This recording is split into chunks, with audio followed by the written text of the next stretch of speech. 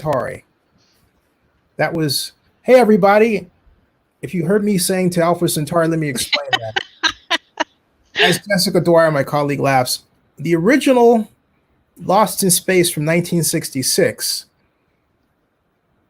announced the liftoff of the Jupiter 2 to Alpha Centauri, and then I forgot the rest of it. I believe it was carrying the Robinson family, the first family of outer space, to a new world. I think it was something like and that. Dr. Smith, who was better than all of them combined. But keep in mind, no one knew Dr. Smith Exactly had stowawayed on the vessel. So to say that would have been to give away the whole dang thing. Can't do that. No, we can't have that. No. Dr. Smith was the best character in the show. Just saying. Yes, both played by. Name the three actors that played Dr. Smith. Gary Oldman, Parker Posey, yep. And Jonathan. I just. Ninny! I forgot his name. I forgot his last name. It was Jonathan something, and he was like my favorite version. Ninny! I can't remember. What's his last name? Ninny! My God! Ninny! What's his last name? You're looking it up. You don't even know. You know what? You don't even know either. So I don't feel bad. Because in saying that, I realized Jonathan Harris. There it is. Go. Hey, at least Harris. I got the first name right. Wow. Ha ha ha. Harris. I actually randomly met the Dr. Zachary Smith was his name. Yep. I actually randomly met the little boy who played Will Robinson in the second in the feature film version that they did that was with Joey from Friends in it, and he was at a toy store, and William Hurt. And he was at a toy store in New York signing autographs at an FAO Schwartz. So I'm like, okay. I don't think that kid did anything else. I don't know. Maybe I'm crazy, but that was funny. But yeah, random meeting this kid. But yeah, so here we are. Did you like that Lost in Space? Did you? I did. I think that's the one that it was either that or the Matthew Broderick Godzilla that I saw the REOSs on the subway in New York and thought the one was a dog and it was actually a rat that was on the subway platform, and I managed to climb up my husband like a tree. Are you serious? I'm not even joking. We were on this other platform, and we looked over this other side, and I saw this weird dog walking up, and I looked over and I'm like, what kind of dog is that? And my husband just goes, that's not a dog, honey. And it literally was the size of a medium-sized dog, and it was a rat that was on the subway platform. And I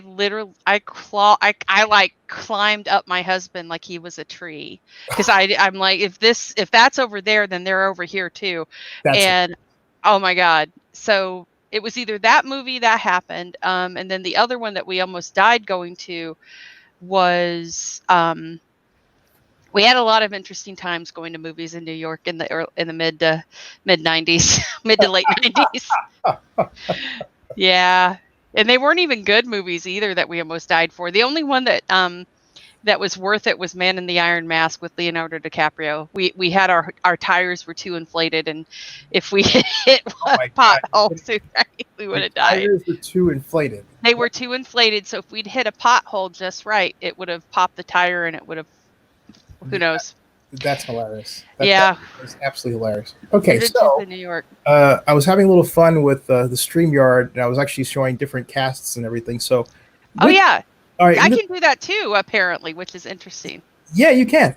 You absolutely can. But for the sake of, as I say, moving along and talking about stuff like that, let's next talk about this problem that we have. Not you and I, of course. But this thing that is called, of course, yes. Oh, San Diego Comic-Con. I don't know why anybody is surprised by this. Because there was a few factors involved with why this was going to never happen this year. First of all, they canceled WonderCon, which was not a surprise either, because that was even more earlier in the year. Yeah. But there's a couple of things. San Diego Comic-Con is the victim of its own destruction in one way, like it's its own killer.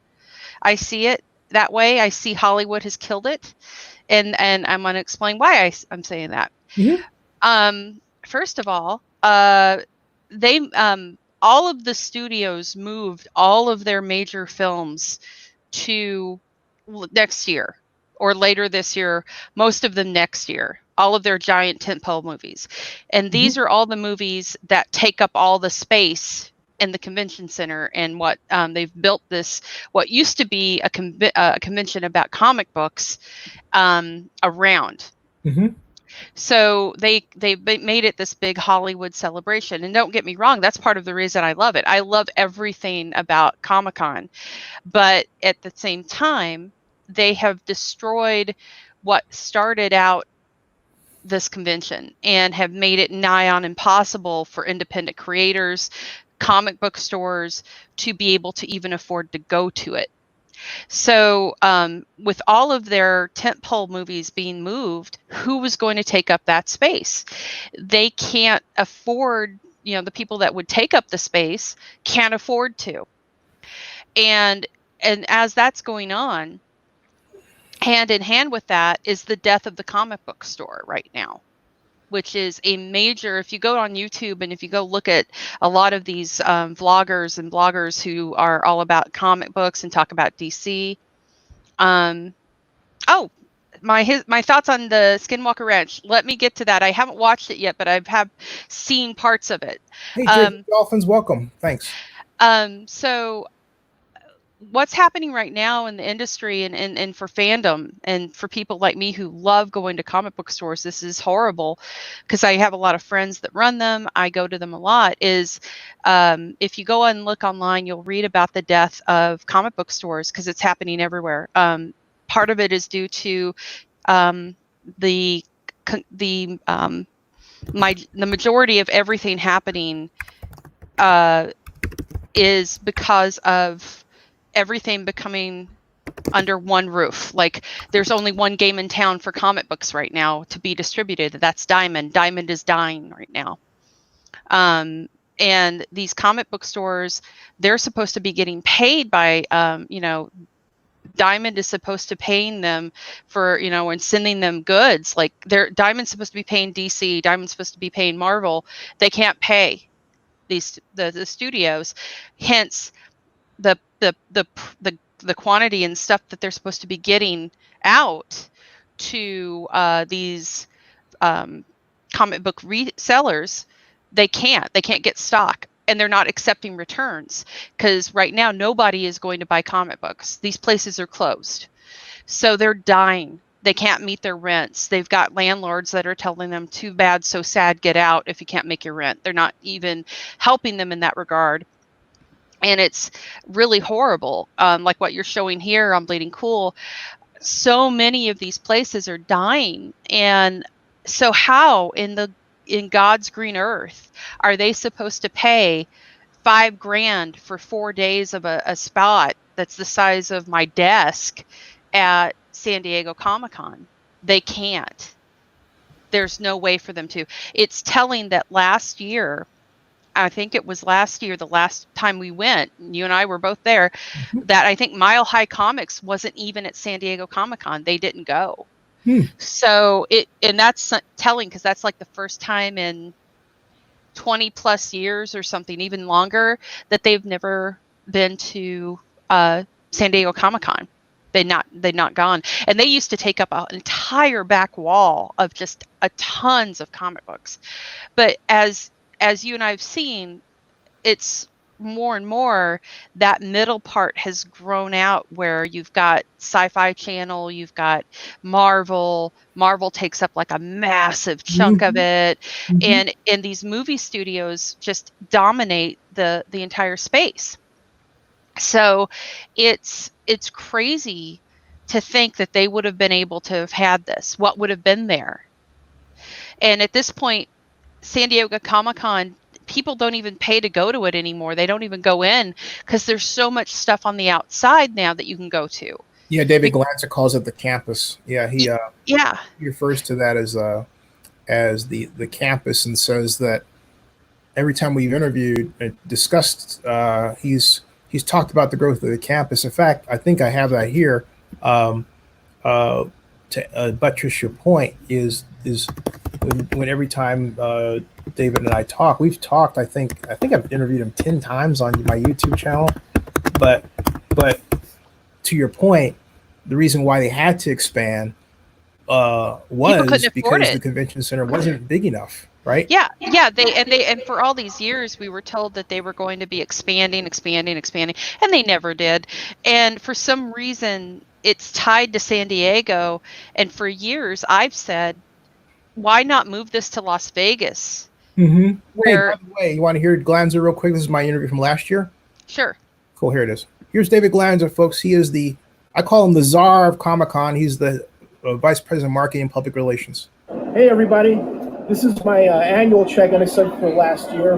But Dave Glanzer, I always call him the czar, but I answer to everything, but is the chief communications and strategy officer of Comic-Con International. Yeah. I want to start off really by your remembrance of our president who passed away. I forgot about that. It was a tough year for us. John had been president for, I think, 32 years. He started originally. You had to be a bummer, man. Why are you bumming us out? One of the things about John that was amazing is how even-keeled he was. John often looked like he was grumpy, but he had an amazing sense of humor. He had a great laugh. But what was great was he was very unflappable. And as you can imagine, with an organization of this size, a convention of this size, things could get a little crazy or harried. He was always both feet firmly planted on the ground, offering great solutions and ideas. And you know, he's missed this year. It's every time we turn around, John used to be everywhere, and it's his not being here is very conspicuous. Where do you go from here with that? Well, you know, we one of the great things about this year is we have a lot of programs and panels on the past 50 years. Tomorrow there'll be a panel on John specifically. But it's been amazing to visit some of the past presidents, committee members, heads, and reminisce about what the convention was like. Sometimes, you know, we forget that when we started, the show was much smaller. When I started, it was 6,000 people. And there was a part of me that... Yeah, if you don't mind pausing that for a second. Sure, I'll do that. Yeah, absolutely. Yeah. I think... Yeah, go ahead. So I was just going to say, like I was saying, like what he just said, it started with like 6,000 people, and it was very much focused on comic books and letting independent sellers come there and fans come there. And now it's it's eating itself. And you know, the rents got so much higher, and with the comic book sellers, you know, you'd start at the right hand, and when you're facing the convention center, over on the right side is all the comic book stores and the little vendors, and you walk this way, and then all of a sudden it stops, and it's all the major players, and then there's a little bit of area in the side that's the artist alley. But that's it. Like, it's grown. And so with what happened with the pandemic and with everything getting shut down, all of that massive stuff in the middle that took up 75% of the convention floor, it's gone. And these guys on the outside, even if they wanted to go ahead and still have the con, wouldn't have been able to afford it. Because of its sheer size, because of the fact that they have to maintain. They have to maintain that money, and it's kind of horrible because, like I said, I've been saying for years they should move it out of San Diego, but San Diego won't let it go for some reason. It's horrible. It's the economics. It's the economics of it, but at the same time, they're not putting any money back into it. Like the whole thing with the fact they were supposed to expand the size of this place. years ago, and they still have not done that. And you've got, they've promised that for at least 5 or 6 years. They've never done it. It takes 25 minutes to cross a sidewalk, which is ludicrous. The food prices are nuts. People can't afford it. They just can't. It's overpriced itself out the door. Now, people are still going to go. People are still going to fly there and everything. But their model for running the show is not going to be sustainable. And next year, you're going to have a completely different ballgame for it, if it happens at all. Because now, thanks to what we're having to deal with, people are realizing, oh yeah, you know what? I don't have to pay $600 to fly to San Diego, and I don't have to pay $100 a night or more for a hotel room when I can order my stuff exclusively online. I can have a virtual one-on-one or Q&A. And I can just order my autographs there too. The only thing I'm not getting is my picture with the person, but I've got a video interaction with them. So the entire Comic-Con. Yeah, you've got your own virtual Comic-Con, and that's I miss it. I'm just I miss walking around and having the environment. Don't get me wrong, I love it. I love cons, but the reality is this has changed the face of all of it. Yeah, and. I'm glad. Well, I was going to say it's truly changed the face of conventions at this point, and a lot of them are not going to recover from it, because a lot of them it was, if we don't make the con, we're not going to be able to do this again next year because our money is gone. The money we make from this convention goes to the next convention, and so on and so on. And so it's changed the game, especially with a lot of the independent conventions. It's really sad because San Diego Comic-Con is its own monster. It's but Wizard is also having the same thing. They're finding ways to try and keep alive. And one of them is they're doing virtual Q&As and they're doing virtual one-on-ones with their people that are on their shows. Like they're having the entire group from Grimm, for example, where you can virtually have a Q&A with them, and then you talk to them. And that's interesting too, because that's what we're doing with we're doing those right now with our advisor circle people with the movie I'm doing, In Search of Tomorrow. We're having virtual Q&As, and it's fantastic because you're not crammed into a room with a bunch of people. You're not having to go anywhere. You're in the comfort of your own home, and you're able to talk to them one-on-one. And, it's you and a group of however many people are on the conference with you. And it's nice. With these, you're not guaranteed, in those Q&As at some of these cons, you never were guaranteed a chance to talk. So, it's continuing what these cons were about in the only ways we can do it right now. But San Diego Comic-Con, the way it was going, and with people that I have been going with to it for years, and friends of mine that have been going even longer than me, have noted they don't want to go anymore.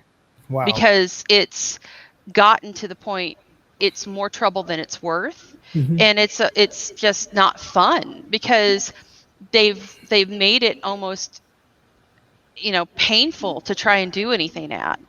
Like this last show, I was wanting to cover a ton of things at it. I had a bunch of stuff that I wanted to do, and they literally weren't doing anything for press as much as they cut it down. It was disorganized.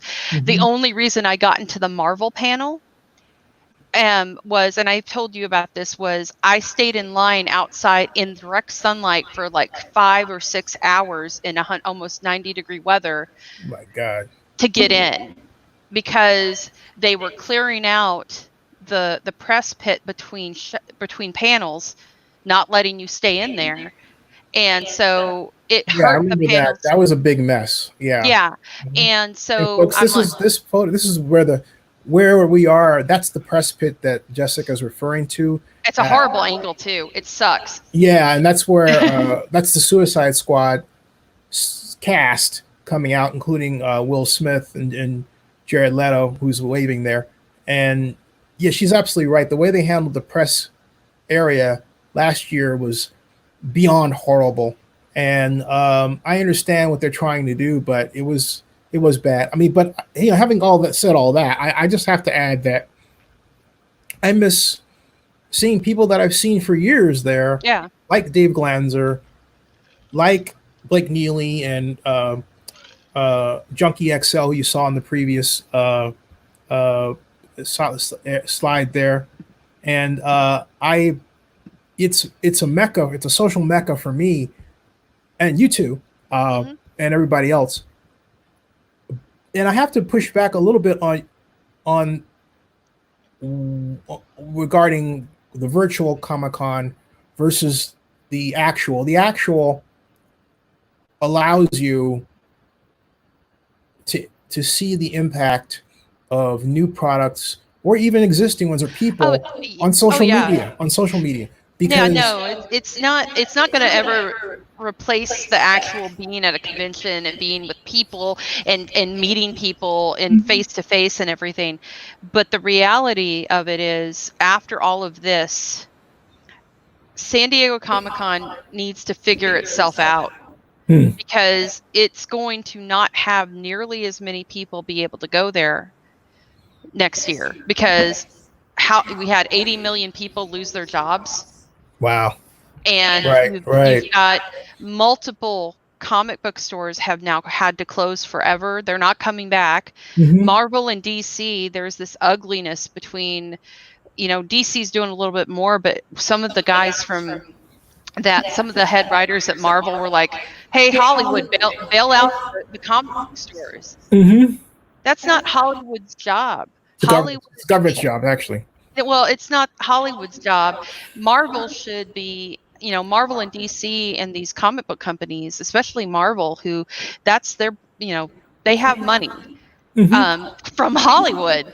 But see, to me, I mean, if I may, it should be helping these guys out. It's the job, really, if I were economic development head, or heck, if I were the mayor of San Diego, or if I were talking to the mayor of San Diego, I would say it's your job to get the federal government dollars to make sure that they go to these businesses so that they can survive.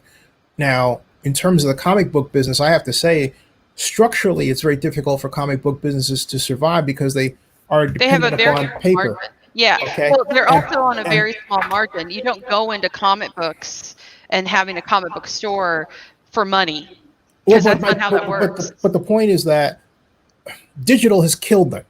Right? Yes. And it started killing it in 2005 very slowly. It was a very slow kill. And the reason why Comic-Con altered is really from a technological standpoint, it had to, because people were not buying comic books, but they were seeing things. And I disagree with you on that. A little. Let me finish my point though, and then we'll keep arguing, because all right. But the one development that I noticed over the years that I covered Comic-Con was the rise of the optioned book graphic novel. And I thought, why the graphic novel? But then, because it can actually be translated easier into animation and television and movies, because it is, graphic. And I don't mean graphic in terms of its illustrative examples of violence, but I mean it's quite literally the graphic novel.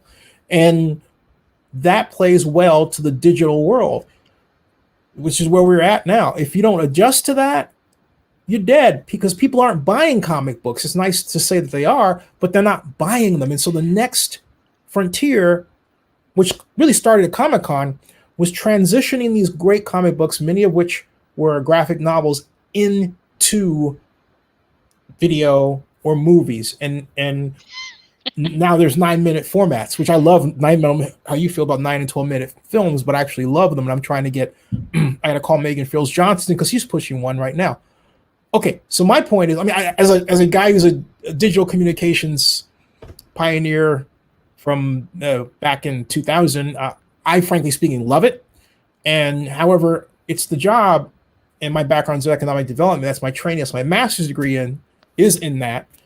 It's the job of cities to recognize these industrial changes and help businesses ride these changes. And to that, cities and the governments have failed. So you want to blame anybody, it's not so much Hollywood, it's a business. It's the governments for not understanding the industry, not paying attention to it, not giving any shruff, including San Francisco.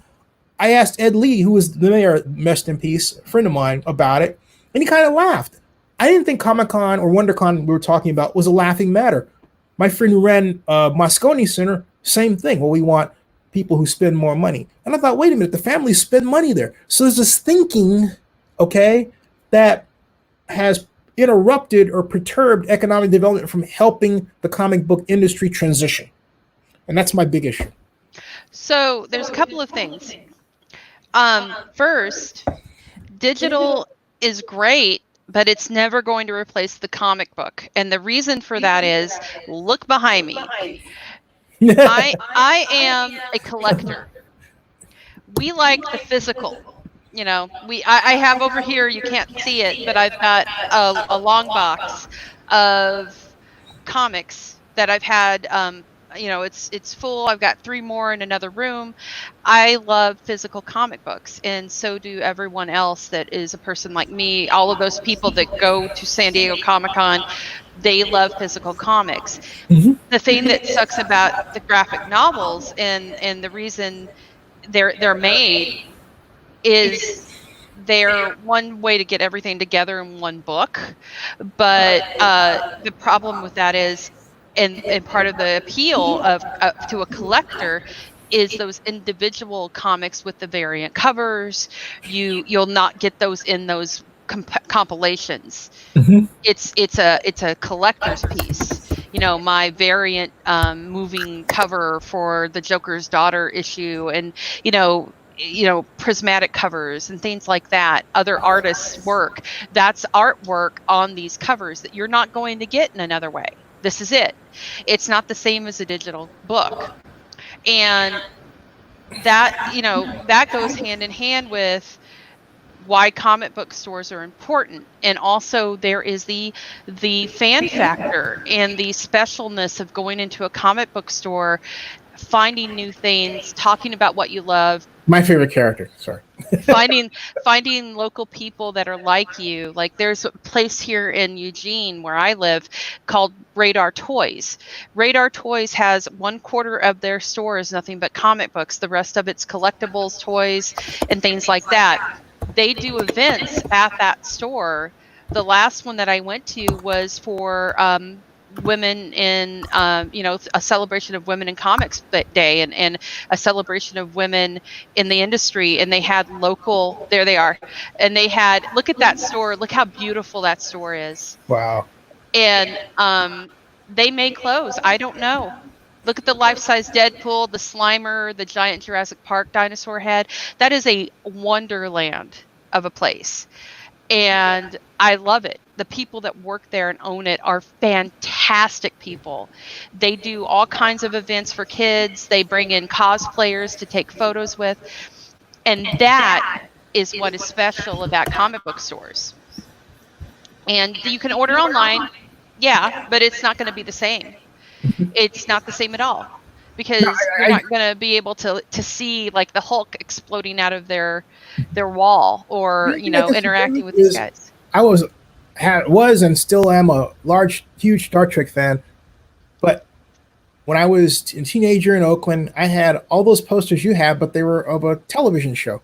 So let me make my point. All right, economic development is supposed to help people transition and help maintain businesses. And look, the only constant in life is change. What bothers me about what we're talking about with experiencing is that the missing ingredient is that people don't ask the government to step in. However, that same government will help a large business like a Chrysler or a Kaiser, even though the United States economy, 80% of it is based on small business. So, right. So it's incumbent upon the comic book and science fiction industry to have an advocate group for the government to make itself known, because it is the basis by which movies are made. Look at all the Marvel movies came from comic books, right? Well, and that's the thing is Marvel, they made a ton of money from not only the fans, they made a ton of money from those films. Mm-hmm. My thing is, if you want your product to get out there, instead of crying to Hollywood to help bail out the comic book stores that have kept you in business, why don't you help those businesses? Right. Right. Do something. Hollywood doesn't have the money to do that. Hollywood shouldn't have to. They're selling your product, and if you want that product to get out there, but again, rather than being loyal to these people that have sold your stuff for years and going the digital route, which is going to screw them and ruin the experience. That gets back to what I was saying. When my first job out of grad school was as an intern in the Oakland Redevelopment Agency, I wound up developing an incubator for seamstresses in West Oakland so they could continue to get work and have an instrument by which they could get orders from overseas, particularly the Far East. The only reason it was never built, even though I got contractors and everything, was because they said you're too young as an intern to do that sort of thing. I'm serious. That's how stupid it was. Okay. Well, and my thing is, I don't know why, Marvel, that name carries weight now. Yeah. Why aren't they going to Congress? Because they don't know. They don't care. No, they know they don't care. A lot of people don't know, Jessica. The things that you think people should know, they don't. They know. If you go out on YouTube right now and you look at millions of these YouTubers, there's tons of them that are out there saying the same thing. The same day that Diamond Distribution decided to tell everyone you're effed, is the day that Marvel introduced this horrible new Warriors comic book line with Safe Space and Snowflake. But the YouTube is telling them to go to Congress? YouTube is telling Marvel, look, you need to do something. These guys are dying. Right, but my point is that I got that, but I have to emphasize this, okay? Because I've been in government for a long, long time. People don't know how to turn the wheels of government, Jessica. Okay, they don't know how, and I've lived it. I've seen it as economic development officer. I see it writing about it and vlogging about it now. I'm having the only daily vlog in Oakland. People are clueless, and they assume government's not going to help. Okay, so they even try. Oh, I know local people that I know people that I'm friends with that have small businesses that have been told, no, we're not going to give you money for that, but if you start something else, we'll give you money for it. Yeah, right, and that's exactly my point. But what's that helping with the people that they've already got employed for the old projects? And that's my point. They have to get to, all right, the persons that they tell them that. If you have a council member, your council member can ride herd for you. Folks, know your council member. I know who my council members are in Oakland. Do you know who your representatives are? Local representatives can help you if you take it to them. But if you don't turn the lever of government to help you, guess what? Nothing happens. And I say this so vociferously because it's been 28 years of my life that I've seen this stuff, and it's caused me not to have any hair. So it's just kind of like you tell people, hey, this is how you can do it. And they're like, yeah. Okay. And then they get mad at somebody else who has no fear of trying to get the wheels of government to turn for them to turn it. I was talking to a friend of mine today. Oh, I'm a lawyer and they're not going to help me because I get my clients through the tip agency. I said, that's your business development arm, dude. File it. It's how you think about it. It's so many people are insistent on not thinking positively about what they do that it doesn't translate into getting help. All I'm saying, if you're listening out there, just don't think about how you can present the best of yourself, but insist on it because you're the best. If you don't think you're the best, nobody's going to help you. By the way, Jersey Dolphins, that wasn't a joke. That was a real thing that they did. That was a real comic book that they have announced for real.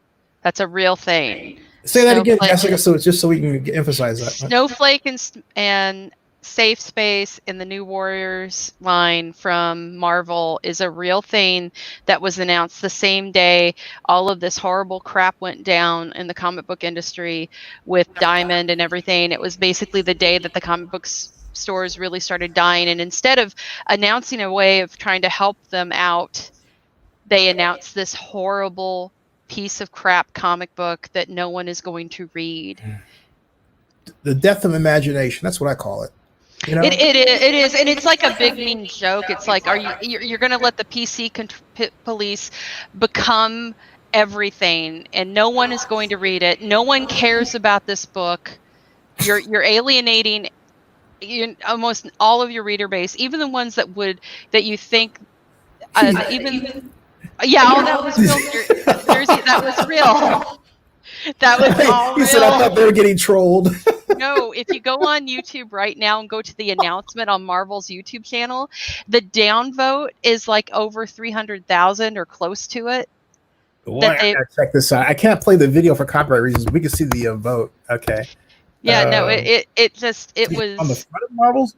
It was on Marvel's YouTube channel. You can go find the renouncement video. And what's even funnier is one of the YouTube channels that I watch. The guy that wrote it. No, it's called the New Warriors. What is this called? Yeah, the New Warriors announcement. Yeah. The guy that wrote it actually was on like this To Date a Millionaire. He's like some sort of really rich dude that decided. This is hilarious. Let me freeze this, okay? Right here, folks. This is what Jessica's talking about. Yeah, good times. All right, and then let's look at the damn vote. Let's zoom in on this. Let's zoom in. Where are they at now? Zoom in and 219. No, it's more than that. Like it's almost 220,000 downvotes. The count is the count is 229,000 against 4,504. And one moment. That is I know what that is. That's the call that I need to break downstairs for a sec. For this. So well, we can do this. We've been talking about this for a while. I don't know how long this sucker is going to hold, but yeah. So I got an idea. You want to pick it up later? Tonight? Yeah, let's do it tomorrow. Tomorrow I'll be free up. But yeah, this has been fun to talk about this. But I've got more stuff to talk about too. But yeah, hey, let me share my screen with you guys real quick to show you something. I'll tell you what, Jessica, I'll go downstairs. You take over. How's that? Oh, okay. And then you can just leave the studio, but don't end the broadcast. How's that? Okay. Yeah, that works. Well, I'm leaving the studio, but she's here. I will see you all later, and I'm going to take myself out of the picture here. And do you want me just to turn off the broadcast? Well, hi guys, I'm here. So I'm gonna. I can't. Yes, turn off the broadcast when you're done. Turn off the broadcast, but leave the studio. Yeah, in broadcast. Yeah. I don't think I have the in broadcast. Well, then just leave it going. Don't worry about it. I'll do okay. it. Do you want to unshare your screen and then I can share mine for everybody? Unshare. Oh, you mean like? Oh, hold on a second. Like there that? You go. Yeah. Yeah. Cool. All right. See ya. All right, guys. So it's just me now. I wanted to share something with you really quickly that I'm very, very proud of. A couple of things actually. And this, first of all, I am in the middle of a fantastic Kickstarter for a film that I am producing called In Search of Tomorrow. And I don't know how many of you are watching right now, but I hope you check it out. It is on Kickstarter's main page. So I'm going to share this with you here. Just one moment. So In Search of Tomorrow is a celebration of 80s sci-fi. And I'm going to share my entire screen with you, hopefully here. There we go. So here we go. This is In Search of Tomorrow's Kickstarter page. You can find it right up here. And right now we are at $172,851 of our goal. We blew it away in 2 days. And you can still join this Kickstarter. Right now, I'm going to show you some of the stuff on the website really quickly. The film is a celebration of 80s science fiction. It's all about the wonders of that. I love this photo. It is all about the wonders of those films, their influence, why they still stand out, why they're so special. And you can do different levels of backing if you just want to pledge money without towards it without any kind of goodie, great, thank you. But then we get into the rewards, and like the Marty McFly, the Flash Gordon, the Kyle Reese. As you can see, they're all named after heroes from those films. But this film is like In Search of Darkness, which was the movie that that we did last year, which was all about 80s horror. So this film is really really fantastic. We're really excited about it. It's going to have some amazing cast. I want you to look at the our movie poster here. If you've noticed some of these ships here and there, you might recognize a few of these, maybe more than a few. The film is going to have a ton of guests in it that we're going to be interviewing. Icons like Sean Young, Henry Thomas, Sam Jones, the entire the trio from Last Starfighter. We're going to have Lance Guest and Nick Castle, the director. Here's some more of the artwork that we have. Also, part of it is the community part, which is really fantastic. We've got an advisor circle that you can join. We're going to have watch parties, all kinds of great stuff where you can join in on these Zoom meetings where we have special guests like Steve Johnson here. It's going to be fantastic. It's going to be probably over 4 hours again. And these are some of the props and goodies that you get with the backing, depending on what you back. So I'm really excited about that for you guys. And I hope that if you, no links are showing. Oh, let's see here. Well, hopefully, if you go look up Kickstarter In Search of Tomorrow, you will find us there, back us.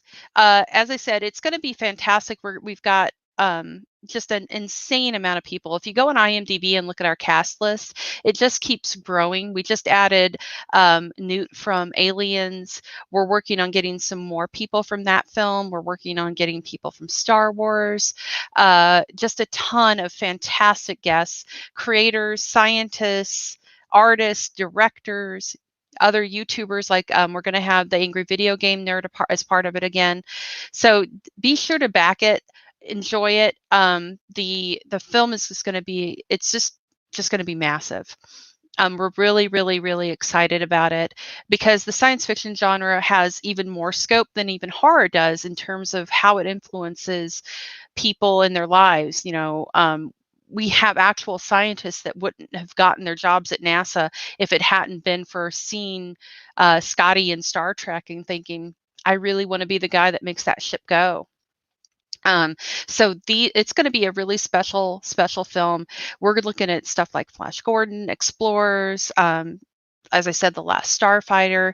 We're really going to look at everything, why those movies were made, how they were made, how their influence is still going, and why. It's going to be fantastic. So I hope you guys like it. And please feel free. Again, I'm going to share this with you one more time so you can see where we're at and what we're doing. If you go to Kickstarter projects, Creator VC, In Search of Tomorrow, we're on the, actually they Kickstarter was actually showcasing us, which was really, really great. So please feel free to go to Kickstarter, back us, and help us make this even more amazing. The more money we have, the more stuff we can add to it and make it grow. So I want to thank you guys again for joining us here on this. And thank you guys. I will be backing out. And you guys have a great rest of your evening. We'll be back tomorrow to talk some more. I have a lot more stuff to talk about with you guys. So thank you. Stay safe. Spread the word, not the virus. Bye.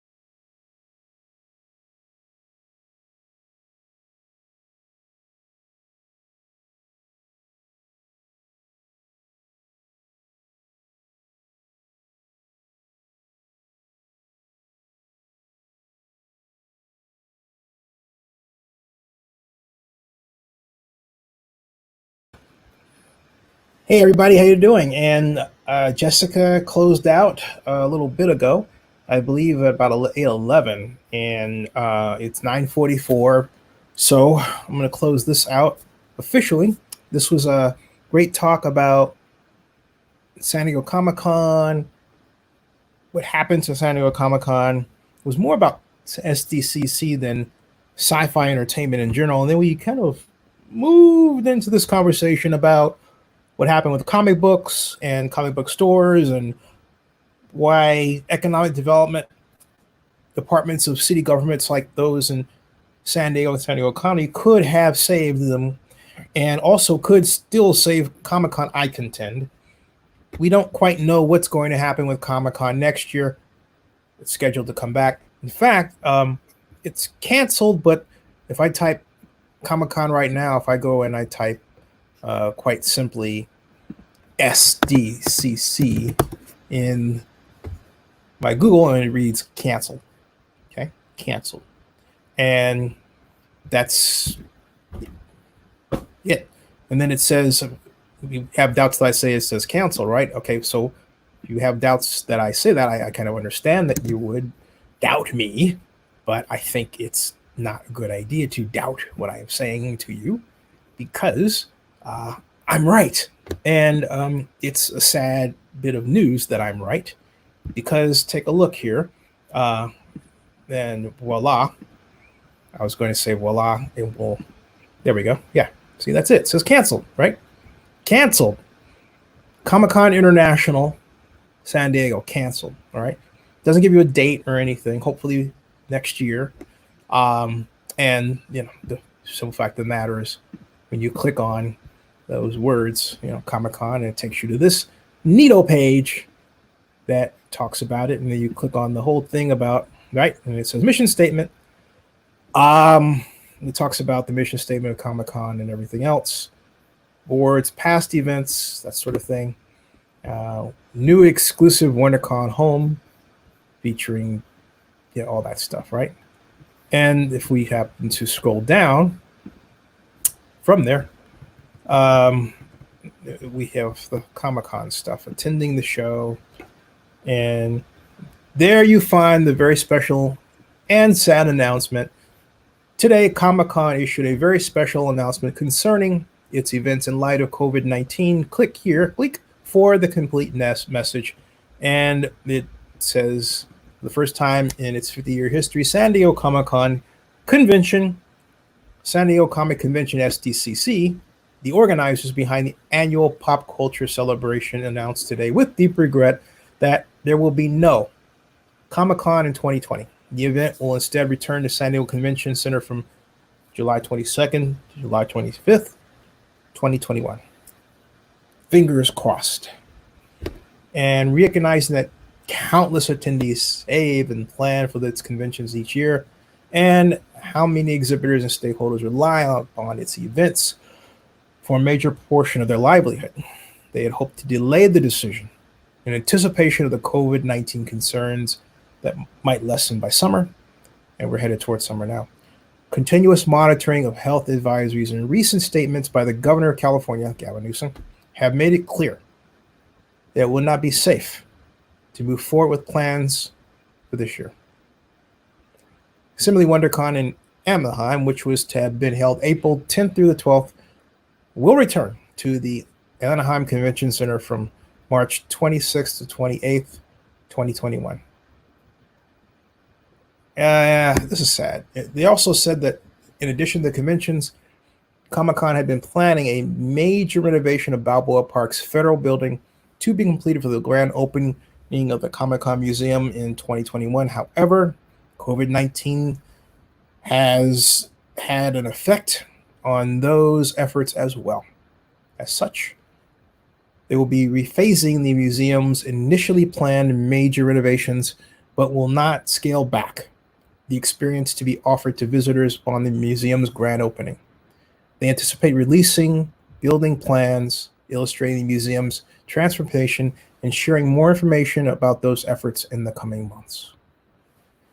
SDCC also announced that individuals who purchase badges for Comic-Con 2020 will have the option to request a refund or transfer their badges to Comic-Con 2021. As 2020 badge holders will receive an email within next week with instructions, you should have gotten this by now, on how to request a refund. Exhibitors for Comic-Con 2020 will also have the option to request a refund or transfer their payments to Comic-Con 2021 and also receive an email within the next week with instructions on how to process the request. In the next few days, On Peak, Comic-Con's official hotel room affiliate, will be canceling all hotel reservations and refunding all deposits made through them. There is no need for anyone who booked through On Peak to take any action, including trying to cancel their reservations online or contacting the company via phone, as the process will be handled automatically. Those who booked rooms through On Peak will be notified when refunds have been completed. You should have gotten yours by now. Quote, extraordinary times require extraordinary measures, and while we are saddened to take this action, we know it's the right decision, said David Glanzer, spokesperson for the organization. We eagerly look forward to the time we can all meet again and share in the community we all love and enjoy. And speaking for myself, I 1,000,000,000% agree. This is a sad, sad, sad year for those who love comic book conventions, and in particular, San Diego Comic-Con. It is my personal mecca. Heartbreaking to read that again. More heartbreaking to read it to you, but there we go. All right, and so I say this, folks, don't give up on the ship.